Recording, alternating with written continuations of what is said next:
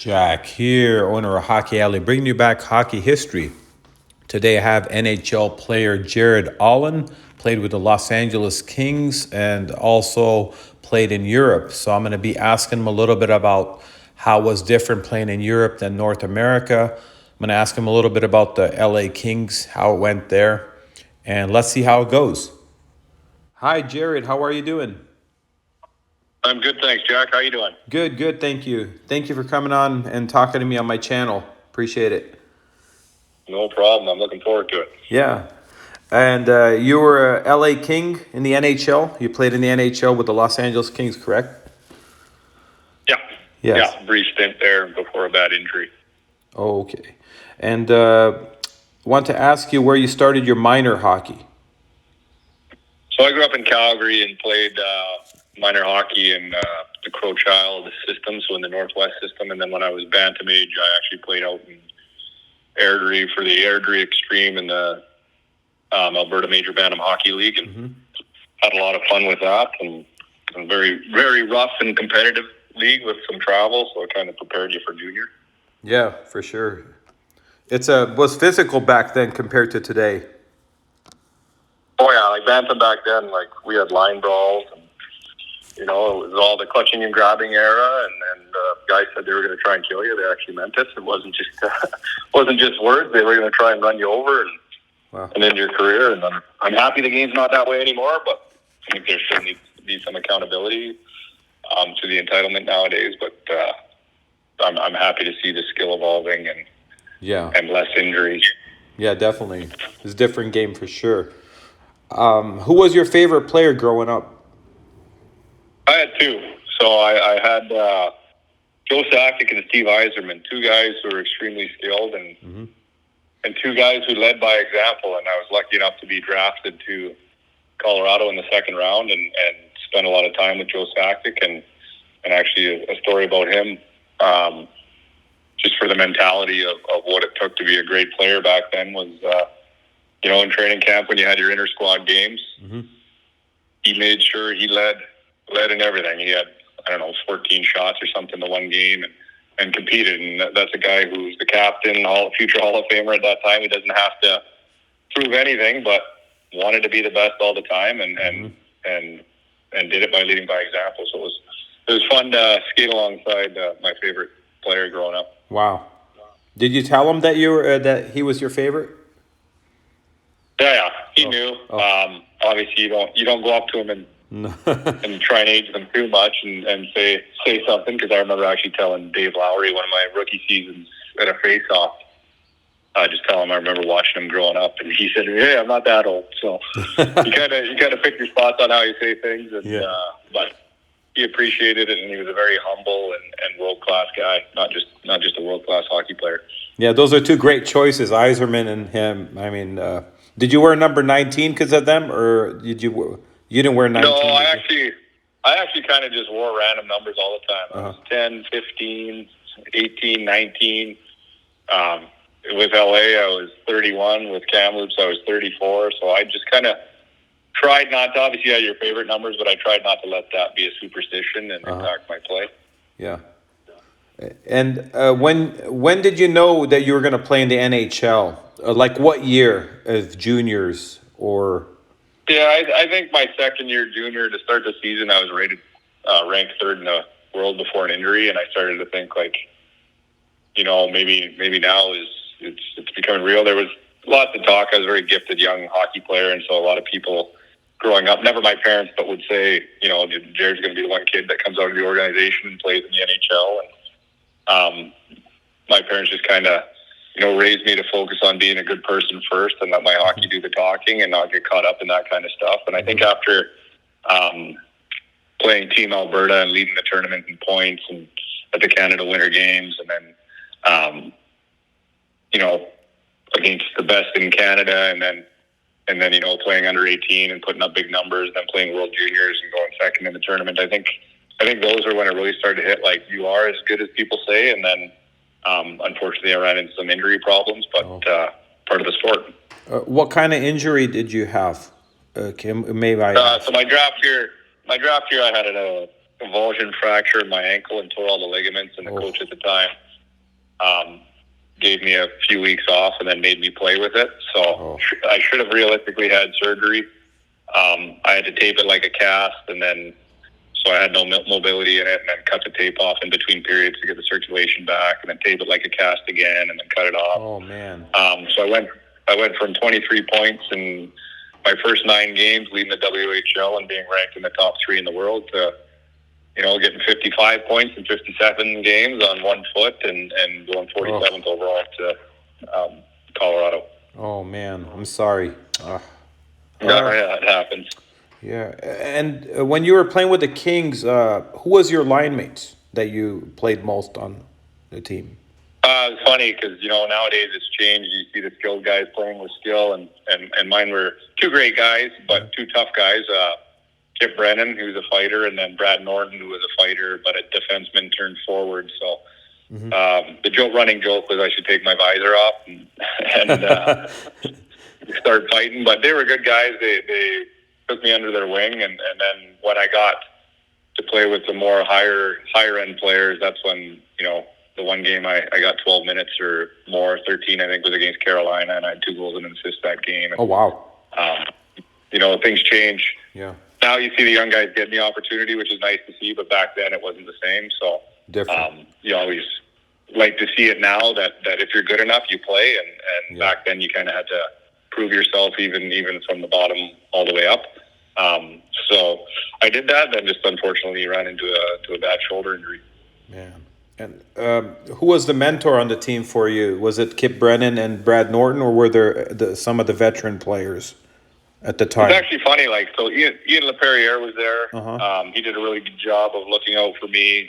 Luke Robitaille, and then injury-wise, because I ended up getting hurt that year, but Adam Deadmarsh really took me under his wing because he was dealing with his concussion problems. But surprisingly enough, and a lot of people give him a lot of hate, and some of it's deserved, but Sean Avery and Brad Norton were really good to me. Sean Avery was the kind of guy that he'd give you banter, and if you let it bother you, he'd keep going, kind of like you do if you have a sibling. If you're pestering your sibling, you keep going, but if you don't let it bother you, then he takes you right under his wing, and he looked out for me and protected me, and treated me equal with everybody else, and was actually a really good guy, and he came at me at the start to see how I'd react, and I didn't, and he loved that. So I think there's some things he did in his career you don't agree with, but for the most part he was really good to me, and it surprised a lot of people, but that's what happens when you get to know someone based on who they are behind the scenes, not what you see in the spotlight. Yeah, this is what people hear is the negative stuff, and I just believe giving the person a chance instead of just listening to what's on the media and all that. And the funny thing with Avery is when he was blocking Brodeur's view, I thought that was funny. Yeah, I never seen that before. And you know what? And it was he thought outside the box. If it's not Martin Brodeur, I don't know if that rule would have ever become a problem. I don't know if it ever would, but I think when you have a Hall of Fame goalie kind of getting in his head like that, I think the league decided to step in and not allow it anymore. But he didn't touch I him. don't want to turn my back to a teammate slap shot, I'll tell you that much. That was funny. I've never seen it before. I was like, if people haven't seen that, maybe they can find it on YouTube. I'm sure it's out there. Oh, yeah, for sure. Yeah. Over the years, which of the coaches were your favorites? Did you have any favorite coaches that you played for? Actually, my favorite coach was a coach in Sweden. His son is Rasmus Anderson of the Calgary Flames, but his name is Peter Anderson. He played in the NHL a while back with the Rangers. But he, I just made my comeback after missing 3 years of hockey, and I had a year under my belt, and he kind of just said to me, he knows what I'm capable of, and he wants me to be the creative player that I am, and if I make a mistake, just work hard and fix it. So he didn't try and take the creativity out of my game, which some people try to do, and a lot of people joke that I was born 15 years too early, but he allowed me to be creative as long as I worked hard and played with a good teammate, and that went a long way with me. I find that the teams that have success in the NHL are the coaches who understand each player individually.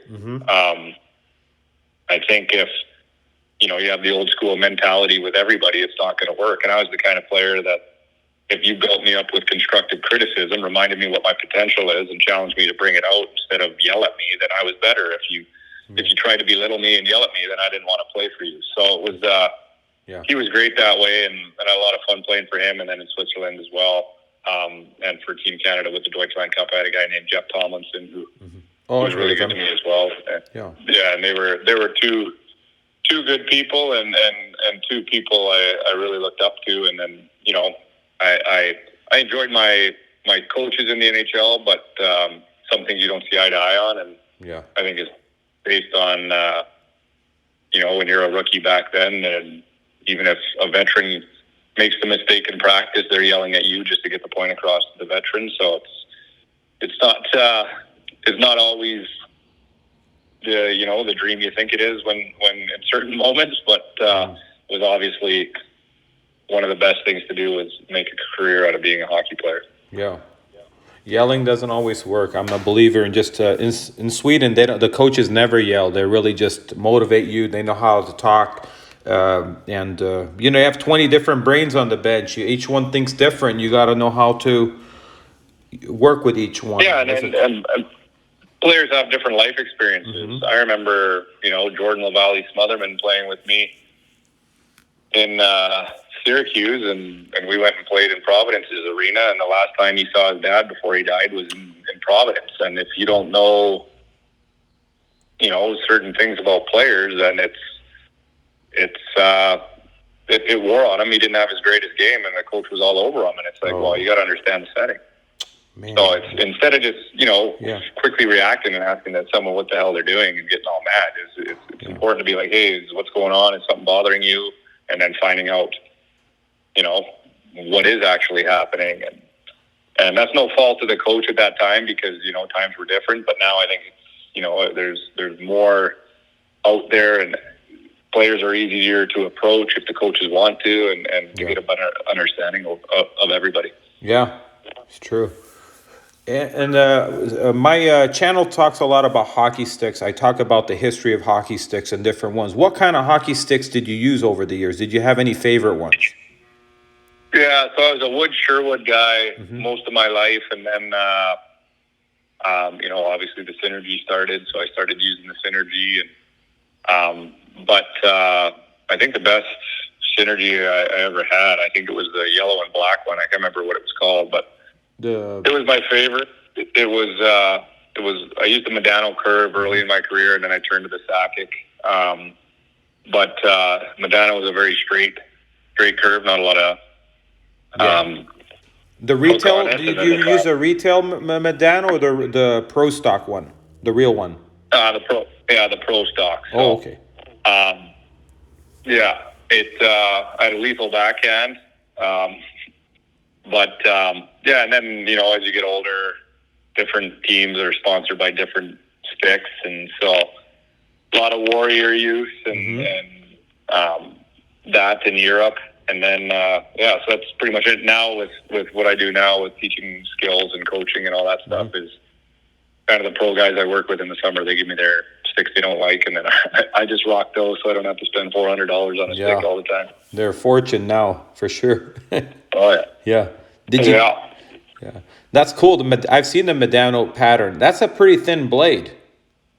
Oh, yeah. It was very thin. And, I'm actually surprised I had the hands I had when, you talk to guys now who have really good hands. They talk about the similar to a Sakic or whatnot, that it's a cheat code for stick handling, whereas I didn't have that cheat code back in the day. So it's fun to look back. I think personally that sticks are becoming too light now.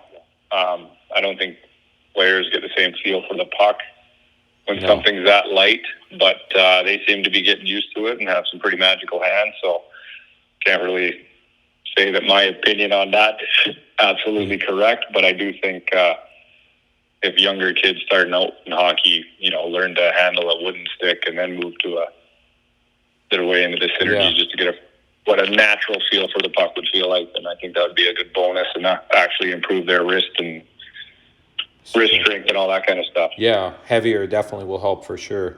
And it's They complain about just if it's just a little bit heavier. Players are nowadays the kids are complaining about the sticks are too heavy and just a little bit even. Oh yeah, it's crazy. Skates and sticks, like before, when they were making skates lighter, they just made them lighter, but they didn't make them actually benefit your skating.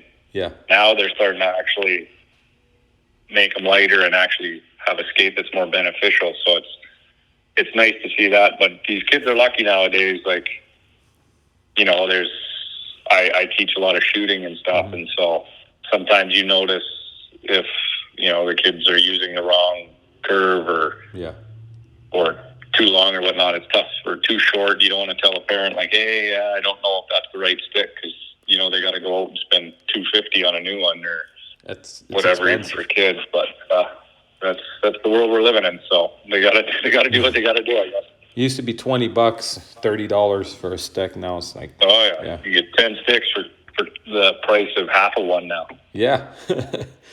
Did you get to keep any of your jerseys over the years?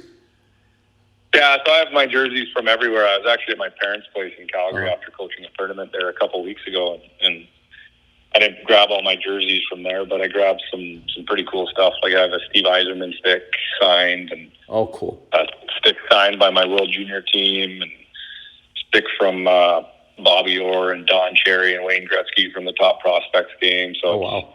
And then my first NHL goal sticks was that Silver Easton Synergy. But it's fun to look back and see that stuff. And I was on a podcast last week too, and I just mentioned that I think with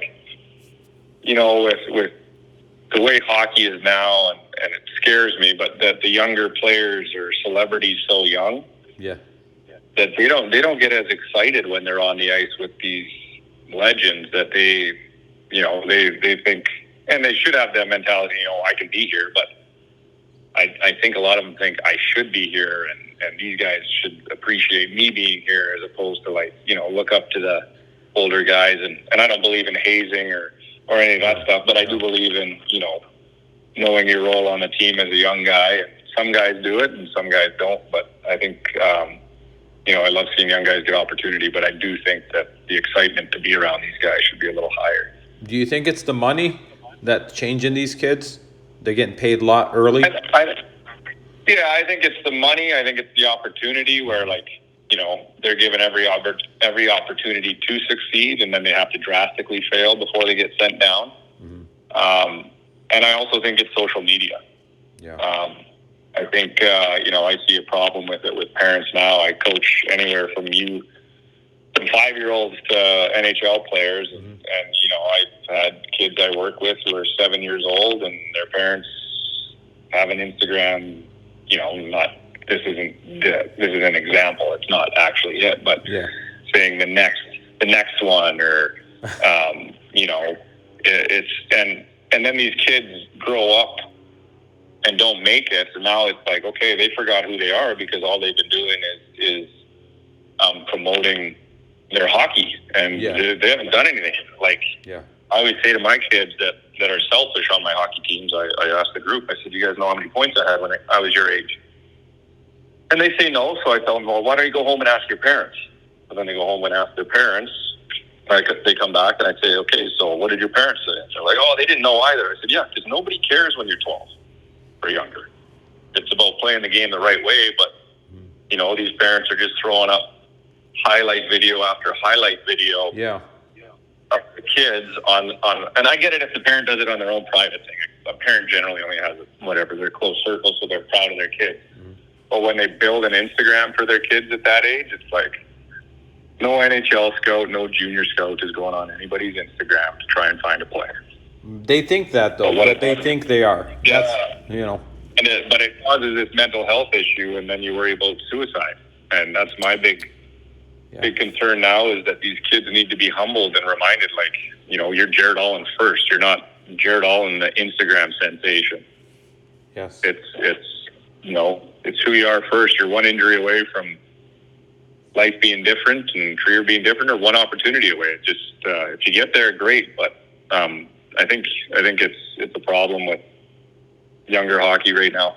Yeah, it definitely, 100% agreed. A lot of pressure on a young kid that they don't need. It's become too much of a business already, and then you're just adding to it by doing that. Yeah, I believe they're burning them out sometimes. They don't give the kids a break. I think kids need a break. No. And do. Yeah, they don't play. They don't play other sports anymore. No, they're on the ice 11 to 12 months a year, and it's crazy because the kids, when they miss the game, they'll go shoot pucks, they'll stick handle, they'll throw a mini stick battle or street hockey or whatever, or they'll ask to sign up for something, but just constantly putting them in something is not fair. It's like work. It feels like work. Yeah, exactly.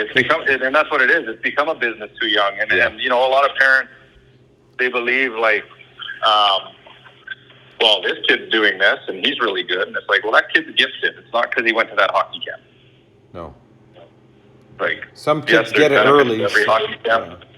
Yeah, you don't need to sign into every hockey camp. And generally, those kids that are really good are gifted at a young age, and then it comes down to how badly they want it as they get older to stay above everybody else. Yeah, it's true. And wanted to ask you, what's the difference playing in the NHL compared to playing in Sweden or Switzerland in Europe? What was the biggest difference? Well, in my generation was Europe. You're allowed to be creative and play offensively without getting the snot beat out of you or getting in trouble from a coaching staff. I remember when I played in Syracuse, my comeback season after my injury, and there's a pass on YouTube of a fan put up of me, making a kick pass to a guy and sending him on a breakaway, and it was, if you watch the clip, you'll see that I had no other option. It was very creative, and it worked. It wasn't to be arrogant. It was, creating something out of nothing, which a lot of people said I was good at in my era, and I got in trouble for it. Then you go to Europe, and they love it. They're like, "Wow, how'd you pull that off?" Like, I thought the guy had you, and then you make that play, and so the appreciation for skill at my time was a lot different over there than it was over here. The biggest difference now in comparison is obviously the dream is to play NHL, but when it comes to a fan base, the fans in Europe are so passionate every game and loud every game, whereas as North America, it's I'm going to entertain my client. It's more of a status thing until the playoffs start, which I don't like. In Europe, you got the rival fans, and they're standing section only, getting their chants going and getting loud, and you talk to people in North America, and a lot of them don't even see the goal as it happened. They have to watch the screen. Yeah. So I think that's the sad part of it, and I get it because it's a lot cheaper in Europe to go to a hockey game, and that's why. Yes. But the game, they want to make money, and these owners are putting in huge dough to make it happen. So I get it, but it would be nice, and I'm sure the NHL players love it when they go play in Europe and get the fans chanting and get to experience that side of things, because it is pretty cool. Yeah. Did you ever play against Hammarby, the green team? You played in rugby. No. Okay, yeah. Hammarby has the craziest fans. I mean, they're loud. Oh, yeah, really loud. I was actually very spoiled in Orebro where I was. You played in Orebro? I thought you played in Rugby. Okay. No, yeah, I was in Orebro, and it was phenomenal. It's actually probably, not to fault anybody else, because I really enjoyed my time in other places in Europe, but the fans in Orebro were unbelievable. The city took really good care of you. They treated you like a human, not just a hockey player, and that's generally in Europe. But, Orebro will always be special, because that's when I was playing there when my mom got sick.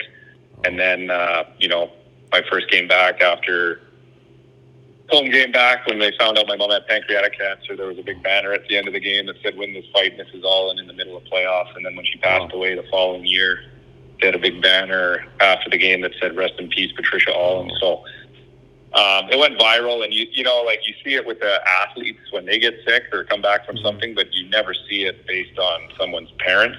Yeah. And so that just gives you an idea of how special the fans were. Yeah, very special. Wow, it's amazing. It's good people. Yeah. You never see that. Wow.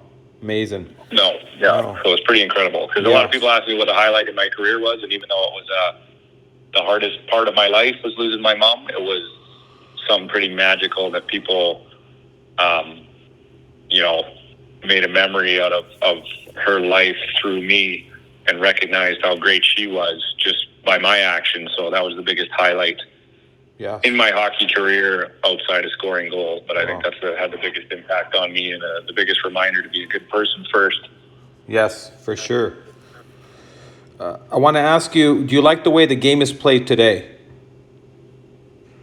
I do. There's parts of it I don't like. What don't you like? I find like I went to some junior games, and I find the passion is somewhat missing. I love the skill. I love seeing the speed and skill, but there's no pushback from Connor Bedard was here in Kelowna, and Kelowna was face washing them, doing all this stuff, and no one did anything. Oh. And I think you don't need to be just fighting just to fight and do that kind of stuff, but there needs to be that physical element of what hockey is, and I think the game's missing that. I don't think you should go out and target the best players like they used to. I don't think you should be intently trying to hurt anybody, but if someone's getting in your goalie's face or in your teammate's face, then show that you care. And I find that sometimes that's missing. And I mean, I was just in Kamloops for the Memorial Cup last weekend, and I thought the Seattle Peterborough Pete semifinal game was one of the most boring hockey games I've ever watched. Really? And that's the finals? Yeah. Wow. That was the semifinal, yeah. Oh, man. It's changed a lot, I guess. They need to go back to seeing what it used to be and kind of bring that back in. I mean, what rules would you change if you were commissioner of the NHL? Well, I wouldn't allow them to go back on the 3-on-3 in overtime. I think once you cross the red line, you have to stay above it. I would... I'd get rid of the goalie trapezoid behind the net. I kind of think it's stupid, personally. I agree with you. I just don't see the point of it. The game would be faster if a goalie can play the puck because that's what they want. It'll prevent players from dumping it all the time if a goalie can play it from anywhere. But I do like the way the rules are going. I don't like I'd get rid of the offside rule. I think if it's blatantly obvious, then just like they do on a goal, just blow the horn. Mm-hmm. But if it's this minimal thing, like you need human error too. Yeah. But because I think it slows the game down when you can challenge everything. Yeah. But for the most part, I'd get rid of the shootout. I'd go 3-on-3 longer, or 3-on-3 and then into 2-on-2, just because I think that would be way more exciting. What about getting rid of the center ice line, and so no icings? Get rid of icing completely, where there's no boring face-offs back, so they're constantly the play's moving. Would you do that, or? Yeah, I think that could be an idea, but then you always worry about if it's just going to be like ice hit and you hang a floater, because they always find a way to cheat the new rules. So you always worry about just someone just floating at center ice. You can just ice it down and do what you want. But I think the game as a whole is better. I personally would make the ice bigger. I know it's a financial thing here in North America, but they always worry about trap-style hockey and on the bigger ice. And the guys are so big and fast now. Like, I don't know how the heck Connor McDavid does what he does with 10 massive bodies on the ice like that and finding the space he finds, because I think injuries are more common to happen on a smaller surface like that. So I think it'd be fun to see how fast the game is. And I mean, the Olympics have been a prime example. The game, not a lot of trap hockey when they played. Yeah. I enjoyed playing in Sweden on the big ice. I prefer the big ice rather than North American. There's more room to skate and generate speed. I think it was, for me, I enjoyed it better than... Yeah, so did I. I just find it... Yeah, that's what I was going to ask you. So it was better for you. You enjoyed that, right? The bigger ice. Yeah, exactly. I think, and a lot of people think you have ton of time, and they know how to play it over there that they can close those gaps pretty quick. And Yeah. I mean, they train that way. That's why they're so good at creating separation, even in North America. It's because they train sport specific, and they have been for a long time. And so when they come over, and that's why I think you're seeing more Swede, Swiss, like European guys coming over and making a statement. Because back in my day, it was always Canada, Russia, U.S. Like it wasn't. And now they're really starting to make a push. I think my prediction is like 10 years from now, I believe that Switzerland's going to dominate in hockey because the way they're doing really well. The training is there. They're thinking different over there than here. Here, pretty much everybody's the same. That's what I'm seeing. That's what I was actually talking to a buddy at this tournament a couple weeks ago in Calgary for minor hockey, and not to be arrogant, but I was very gifted when I was young, and people used to come to watch Jared Aulin, and he's like, I remember when we were young, people would be like, you got to go watch this Jared Aulin play for Crowchild. Mm-hmm. Now you see like a few good players on a team that are really good together and whatnot, but you don't see standout kids. Like, I mean, don't get me wrong, you see the Connor McDavid and Connor Bedard's and whatnot, but it's not as common as it used to be because everything's the same. Everybody's doing the same thing. Coaches are teaching systems when the kids are really young, and it's like you got to you bring out the individuality in every player too, and so that they're going to learn a ton of systems as they go to older, but you have to allow them to figure out their hockey IQ and learn for themselves, not just have everything so robotic. Yeah. That's the problem. And when I was in Sweden, you saw that. Like, guys were creative. And it was like, how are they not getting in trouble for this? And it's like, this is perfect. Now I can be creative without getting in trouble. And I mean, Philippe Forsberg was in Leksand my first year when I went overseas. And he was just a kid, but he'd skate with us. And he'd have one stick in each hand. And he would be saucer passing from each hand into the bucket at the end of every practice. You know what I mean? And if you did that in North America, someone would be like, what's the point of that? Why are you doing that? It's just building his brain skills, building balance and all that agilities, all the, they all need it. Yeah, exactly. Yeah, no, and his wrist got stronger. He had a harder shot from doing it. He could score with one hand on a backhand, holding the guy off if he needed to. You know what I mean? And it's they do things with a purpose. I find in North America right now, especially with kids, they're all about the Michigan. And I wish, and I love it, don't get me wrong. I think it's creative play. If you can do it and it's there, do it. But the problem is they only look for it. That's true. And they can't do a wraparound. They can't go behind the net and find the guy in the slot because they're thinking Michigan. And I wish that the guys in the NHL that are pulling this stuff off would come out and say, hey, it's a great skill. Add it to your toolbox, but you need all the other stuff first. I didn't get here because of the Michigan. Yeah. And that, as a coach, it's trying to enforce that. And you ask kids nowadays, like, would you rather go viral or score the championship goal?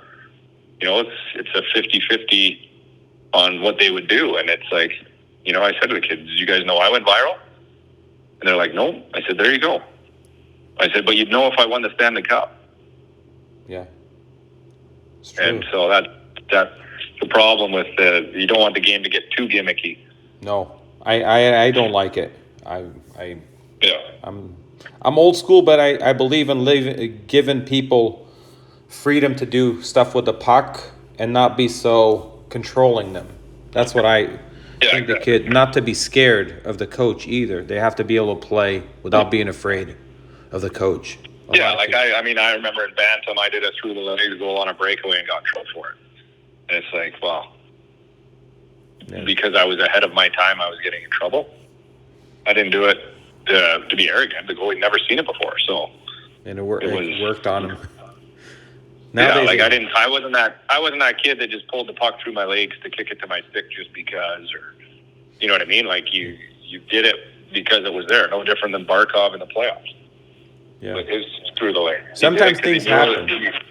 Yeah, exactly. But you can't. It's like if you watch the good players in a shootout, the ones that go in with their head up generally score. The ones who make up their mind on what their move is before they get there, now you're in trouble. Yeah.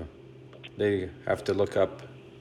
Yeah, a lot of kids have their heads down now. There's no checking anymore at a young age. So they get older, they're like used to having the head down, and it's becoming a problem. Oh yeah. Yeah. Yeah, I think hitting should be in a lot younger. Yeah. I also think that too many coaches teach over stick handling instead of a balance. Yeah. I actually do a drill with the younger kids that I work with where we bring balloons on the ice, and they got a puck, they got a balloon. You got to knock the balloon in the air and then stick handle and keep the balloon up. So you're only allowed to touch the balloon once, and then you got half the stick handle before you touch the balloon again. But it forces them to stick handle and track the balloon. So it's trying to find creative ways to get the kids to keep the head up because they have all these things like the super deker and all this stuff now. And I do think the super deker is good, but I think people should be doing it in front of the mirror. I've heard of this thing. I haven't seen it. Yeah, it's a board that lights up and you got a stick handle over it. And it's a smart concept, but I think if they added an element or parents put it in front of a mirror, then you're still going to get the quick hands and you're going to be getting quick hands with your head up. Mm-hmm. Now looking, So you look down at the lights. Okay. I heard about it. Yeah. I never really seen it. So it's head down all the time, basically. Even Connor Bedard did it for a bar down thing on social media. His head was down the whole time. And I mean, you're talking about the best player in the world, generational talent who has to look down to do it. Oh, okay. So they got to look up, and it's peripheral thing. So working peripheral. Got it. So it'd be perfect if you have a mirror, because then Connor Bedard would show everybody, watch this. I'll do the same thing with my head up. Mm-hmm. Instead of looking down. Yeah. Yeah. Interesting. Yeah. Jared, I want to thank you so much for coming on and talking to me. I really appreciate your time, and thank you for all the stories. And no problem. It was I really enjoyed chatting with you too, and thank you. Hopefully, people gain some, credible knowledge from it, or got some good laughs, or learned something from it. And so, thanks for doing what you're doing. You're welcome. Thank you. I got a lot of kids that listen, so it's good for the kids to hear what you have to say. Yeah, thank you. Perfect. You got it. Enjoy your day, and I'll talk to you soon. We'll maybe do another one. Thank you. You too. You got it. Have a great day. Thanks. Bye-bye.